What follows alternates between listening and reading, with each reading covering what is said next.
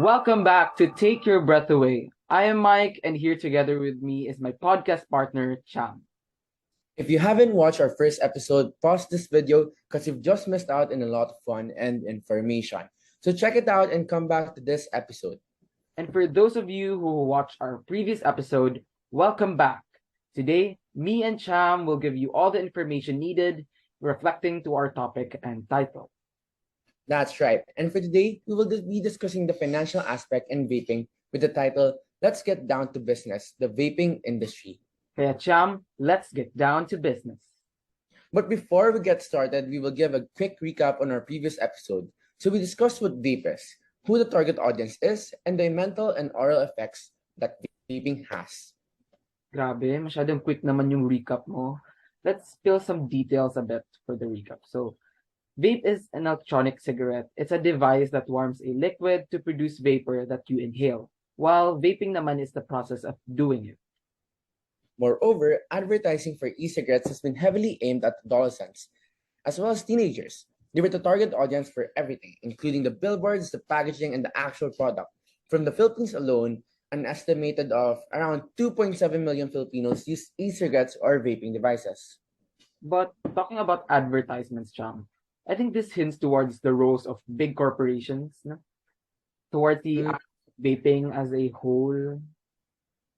I mean, yeah, acknowledging and understanding the existence of these external factors goes a long way in terms of seeing how every piece comes together to make the situation that we have right now, just possible, I guess. All right. So with that being said, I think the best possible course of action that we have right now is to take a dive towards the history of vapes or these electronic cigarettes and how these companies made it largely available towards the main public. Most definitely, yeah. Let's talk about the history of the vaping industry. Okay.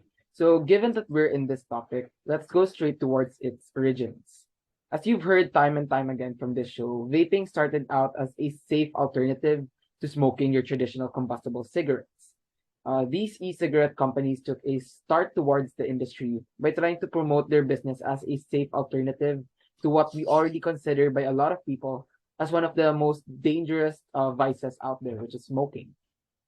I guess with that, Mike, these companies had a head start, no? Like they were able to entice a lot of people to try out their products by already stating that it's safe and that it's something that would be their shining grace that would get to save them from their addiction of smoking cigarettes. Like, per Mike, as Michael Blaha, MD, MPH, has stated, vaping is less harmful than smoking, but it's still not safe. That's right. I think that it's super harmful that the notion that vaping is safer, that vaping is this cool way of avoiding cigarettes, while at the same time, you get the same pleasure of inhaling and exhaling smoke or vapor in this situation is spreading all over the country. I mean, with this continued spread of information, it did create the opposite effect from its original goal of saving people from cigarettes because as of this moment, vaping addiction has become a new epidemic among teenagers. Parang naging virus na din siya in some type of way. Yeah, right. Like, right, you are on that one, Mike. It's really disappointing to see how such a nice objective could quickly alter and deteriorate the lives of so many individuals. Like, according to CASAA, the first ever documented reference to an electronic cigarette was a patent filed in 1927 and a patent granted to Joseph Robinson in 1930. Although, according to this source, the device made by Joseph Robinson was never commercialized, and somehow is not, if even, the prototype of this device was manufactured. And if we go a bit further in the timeline, we arrive at 2003. At this year, the first ever successful commercialization of the electronic cigarette was set. This was done by Hon Lik, a 52-year-old pharmacist, inventor, and smoker in Beijing, China. Yeah. He reportedly created the device after his father, a heavy smoker, died of lung cancer. I think that's important information, Chang. Pero yung naisip ko kasi is kailangan din natin pag-usapan yung naging role dito ng company, di ba? Because as Honlik had the minds to create this miraculous device that was supposedly gonna save humanity from the dangerous habit of cigarette smoking, he was still one person. This is why the company Golden Dragon Holdings Hondic worked for developed the device and changed its name to Ruyan, which means like smoke, and was able to spread this device in a way Hondic could never done by himself.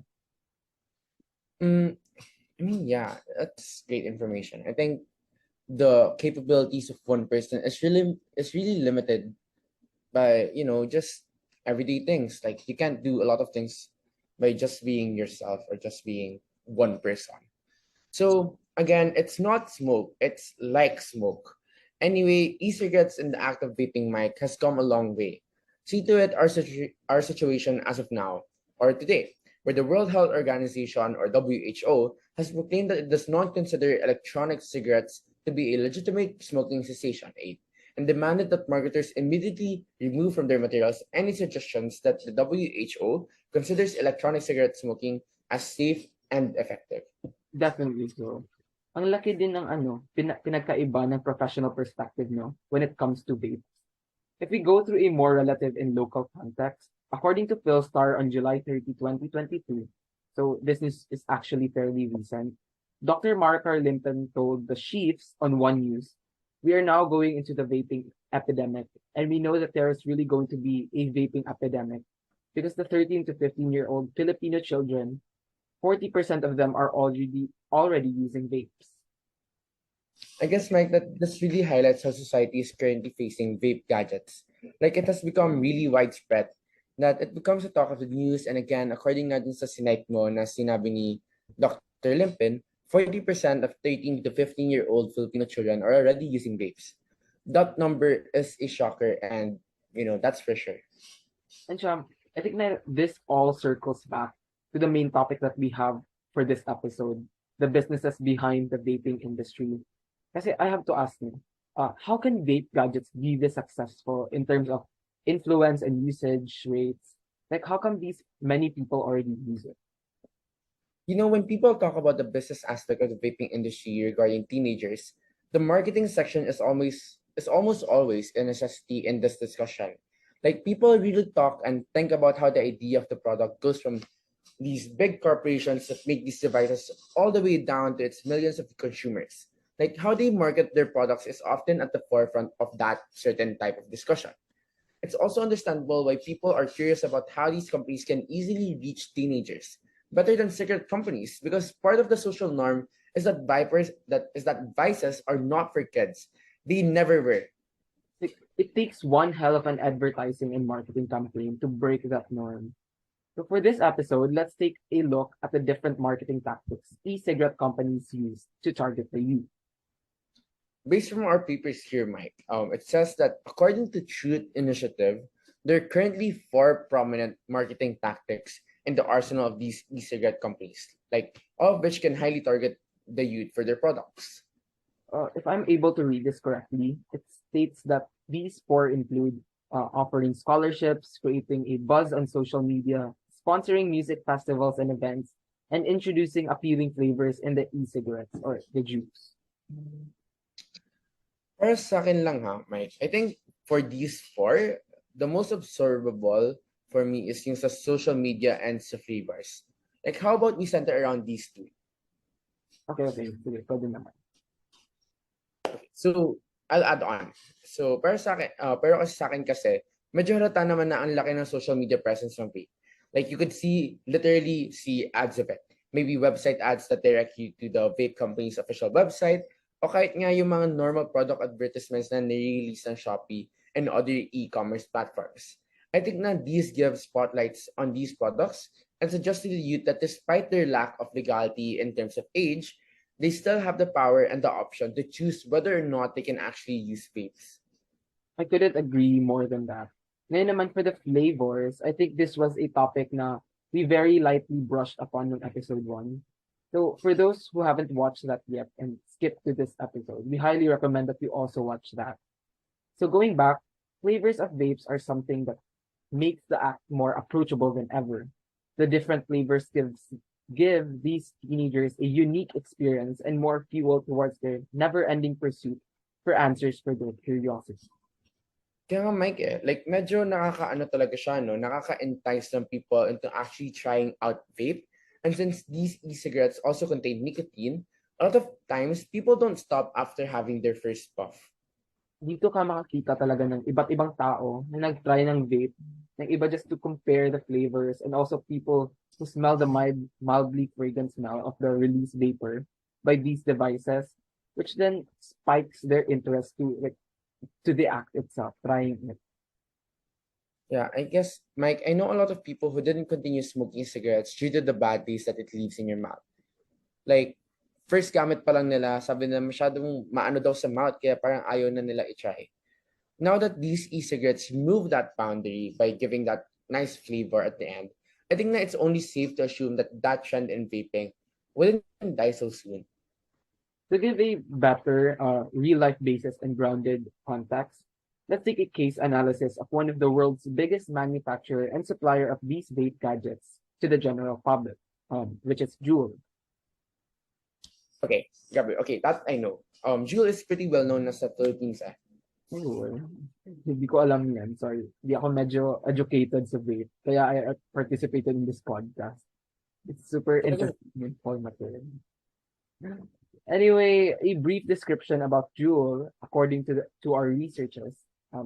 Juul Labs has rapidly overtaken the US cigarette market in the past few years, but the company faces lawsuits and FDA regulations, and its popularity among youth could threaten its future. two founders founded Juul, namely James Monsees and Adam Bowen. I hope I'm pronouncing their names right.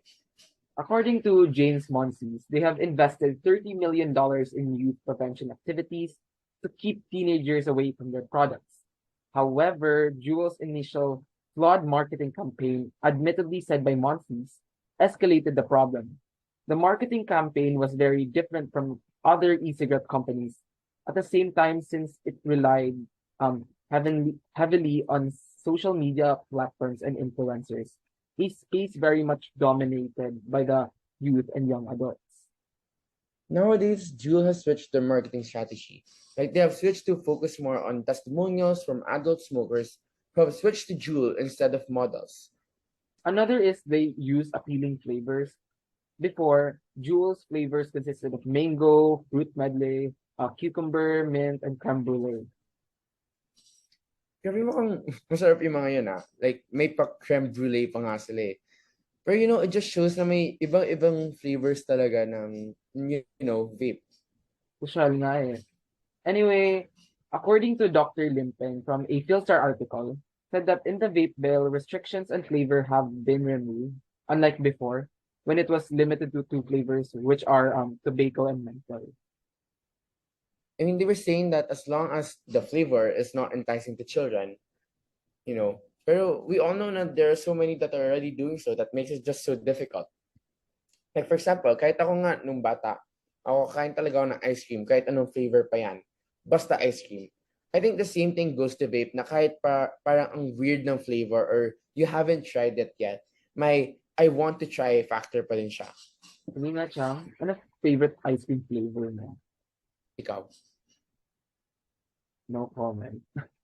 Ako kasi cookies and cream tea. Best flavor. Pero, okay, I'm not sure if may ganun nga sa vape, if may cookies and cream. But moving on, as previously mentioned, since Juul has been making a great effort to combat the epidemic, we can also see statements on the Juul Labs official website, like this statement. We believe that at the minimum, flavors should be allowed to mirror the flavors in which tobacco products are available locally to help those adult smokers transition. Additional flavors may also be appropriate if steps are taken to limit their access and appeal to underage persons.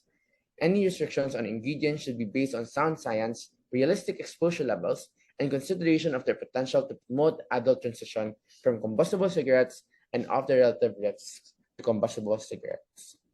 Siyam, curious ako. Since not all flavors are like vegan friendly, question lang. May mga plant-based flavor ba?